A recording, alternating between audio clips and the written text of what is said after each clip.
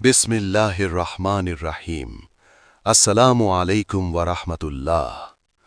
পাপ বাপকেও ছাড়ে না, এই কথাটি শুধু প্রবাদ নয়, ইসলামের শিক্ষার সাথে গভীরভাবে সম্পর্কিত একটি বাস্তব সত্য।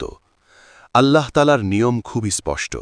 মানুষ যে কাজই করুক তার প্রতিফল একদিন না একদিন তাকে ভোগ করতেই হবে। কেউ যদি মনে করে সে ক্ষমতা, অর্থ বা প্রভাবের জোরে অন্যায় করে পার পেয়ে যাবে, তাহলে সে বড় ভুল করছে। ইসলাম আমাদের শিক্ষা দেয়, প্রতিটি কাজের হিসাব একদিন দিতে হবে। আল্লাহ তাআলা কুরআনে বলেছেন, মানুষ যা কিছু করে তা সামান্য হলেও তার সামনে উপস্থিত করা হবে। অর্থাৎ ছোট হোক বা বড়, কোনো পাপই আল্লাহর কাছে গোপন থাকে না। অনেক সময় আমরা দেখি কেউ অন্যায় করে মানুষের উপর জুলুম করছে, কারো হক নষ্ট করছে, কারো সম্মান নষ্ট করছে। তখন মনে হতে পারে সে খুব শক্তিশালী, তাকে কেউ কিছু করতে পারবে না। কিন্তু ইতিহাস সাক্ষী, অন্যায়কারী যত শক্তিশালীই হোক, শেষ পর্যন্ত তার পাপই তার পতনের কারণ হয়। কারণ পাপের পরিণতি থেকে কেউ রক্ষা পায় না। ইসলাম বলে জুলুমের ফল খুবই ভয়াবহ।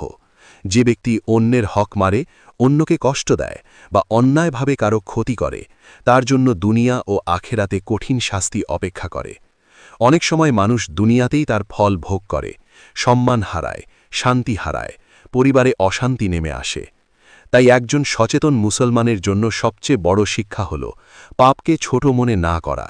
কারণ ছোট পাপও ধীরে ধীরে মানুষের হৃদয়কে কালো করে দেয়। আর যখন হৃদয় অন্ধকার হয়ে যায়, তখন মানুষ সত্য মিথ্যার পার্থক্যও বুঝতে পারে না।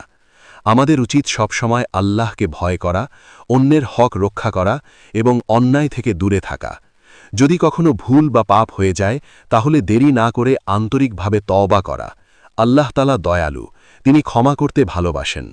কিন্তু কেউ যদি অহংকার করে পাপ করতে থাকে, তাহলে একসময় সেই পাপই তার জীবনের জন্য বড় বিপদ হয়ে দাঁড়ায়। মনে রাখবেন, পাপ কখনো কাউকে ছাড় দেয় না। আজ না হয় কাল, কিন্তু তার ফল একদিন অবশ্যই ফিরে আসে।